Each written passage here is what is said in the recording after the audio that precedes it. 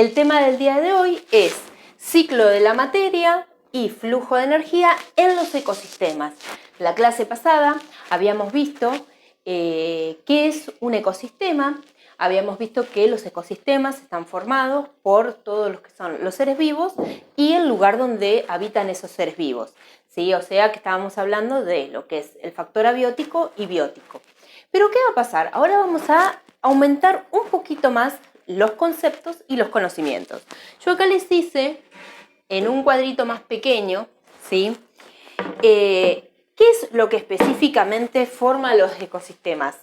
Esto nos va a servir, ¿sí?, para darnos cuenta de cuáles son los elementos que constituyen, ¿sí? Ahora, ustedes tienen que el ecosistema está formado por dos elementos fundamentales. ¿Vieron cuando yo les hablé de lo que era el factor biótico y lo que es el factor abiótico? Bueno, ahora vamos a utilizar para esos dos conceptos otros nombres: la biocenosis y el biotopo. La biocenosis, ¿sí?, esto lo voy a correr un poquito más atrás para explicarlo mejor, sería todos los seres vivos en interacción. En realidad podríamos hablar de todas las poblaciones e interacción. Y ahora ustedes me preguntarán, ¿qué son las poblaciones?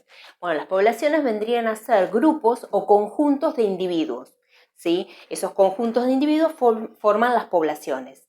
Luego las poblaciones se reúnen y forman comunidades, y las comunidades justamente forman a los ecosistemas, ¿sí? O sea que la biocenosis serían las poblaciones y también las comunidades en interacción. Y después tenemos el biotopo. El biotopo sería el ambiente en donde viven los seres vivos, ¿sí? El ambiente donde vive esta biocenosis. Ahora, ese ambiente está formado, por ejemplo, por un clima, por el suelo, por el agua. Todo eso vendría a ser el biotopo. Y esto nos va a interesar del ecosistema para poder ver cómo es el movimiento de la energía y de la materia que vamos a ver ahora. Esto lo voy a dejar un ratito acá y les voy a mostrar. Bueno, por ejemplo, como para volver un poquito en el concepto. Primero, hablamos de ciclo de la materia y hablamos de flujo de energía. Primero vamos a ir un poquito a lo que es la energía y lo que es la materia. La energía, recuerden que era la capacidad de generar trabajo, ¿sí? La energía proviene del sol, o sea, el sol nos da lo que se llama energía lumínica. Por otro lado tenemos la materia. La materia es todo aquello que ocupa un lugar en el espacio, o sea, cada cuerpo o cada elemento, ¿sí?, que se puede ver y tocar, ¿sí?, y que ocupa un lugar, está constituido por materia y es materia, ¿sí? Ahora, cuando nosotros hablamos de ciclo de la materia, estamos diciendo que la materia se va transformando de manera cíclica, ¿sí? Quiere decir que tiene un inicio y un final. Desde ese final volvemos al inicio. Si ustedes observan acá, yo les puse, vamos del orgánico a lo inorgánico.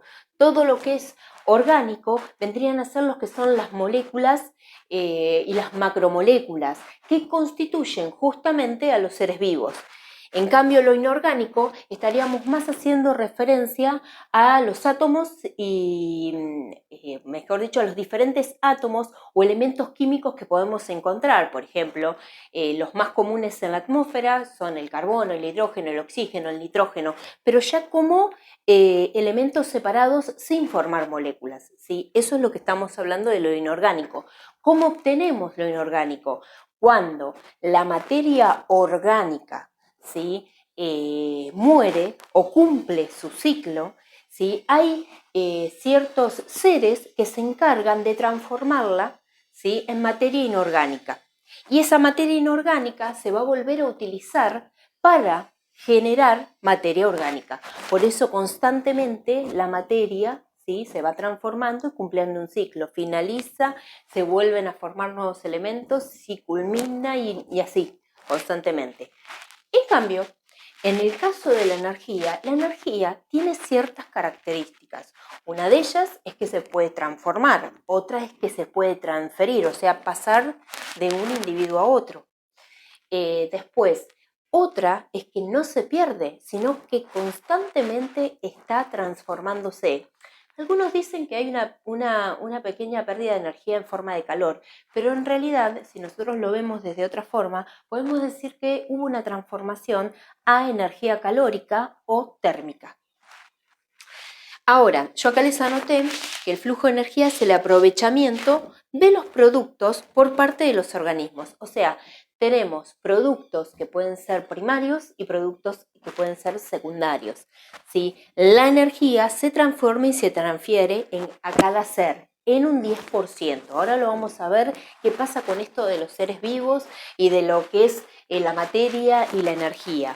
Pero ¿qué va a pasar? Acá, ¿dónde podemos ver esto? Yo acá se los anoté. ¿Dónde vemos en los ecosistemas el ciclo de la materia y el flujo de energía? Recuerden que en realidad esto está unido, la materia y la energía. Trabajan como uno solo. Lo que pasa es que la materia en un momento ya no existe más, pero la energía continúa. ¿Sí? Siempre transformándose. Entonces, ¿dónde podemos ver esto? Claro está que lo vemos en los ecosistemas, pero ¿en qué parte de los ecosistemas? Bueno, esto se ve específicamente en lo que llamamos cadenas tróficas. ¿Qué son las cadenas tróficas?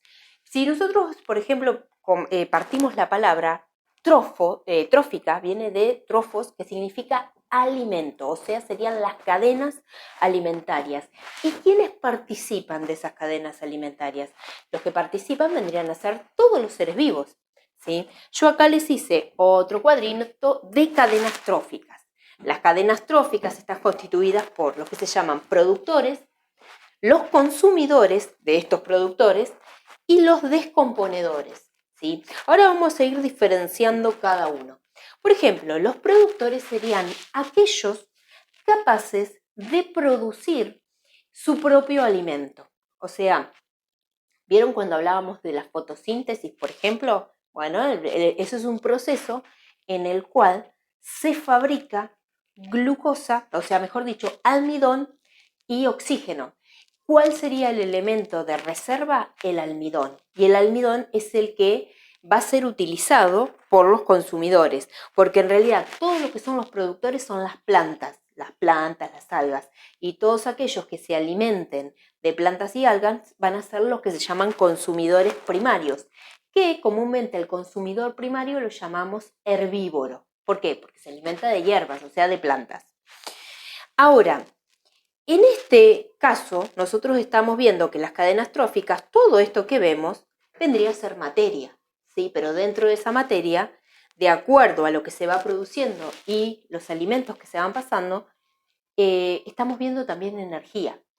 Por ejemplo, el productor lo que hace es generar alimento a partir de la energía del sol. O sea, el productor en realidad utiliza, podríamos decir, gran parte de la energía del sol o el 100% de la energía solar para generar alimento. Pero después una parte la almacena y la otra parte, ¿sí? Lo que va a hacer es pasarla al consumidor en un 10%, como les decía hace un ratito, ¿sí? O sea que siempre la energía de un nivel trófico, porque cada uno de estos se llaman niveles tróficos.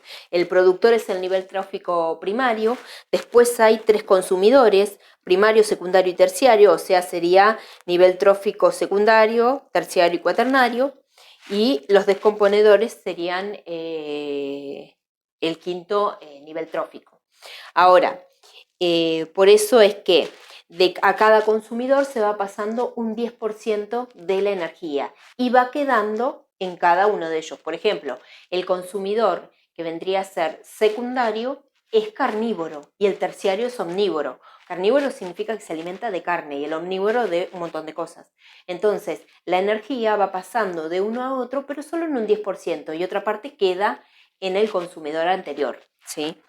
Por último, esto que estamos nombrando, los productores, los consumidores, usan lo orgánico, o sea, la parte orgánica de la materia.